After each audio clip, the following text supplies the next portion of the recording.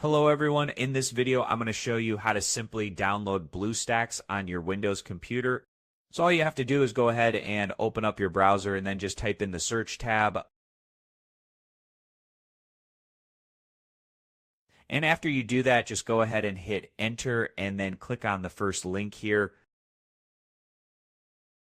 After that, you will be redirected to the BlueStacks page, then click on download.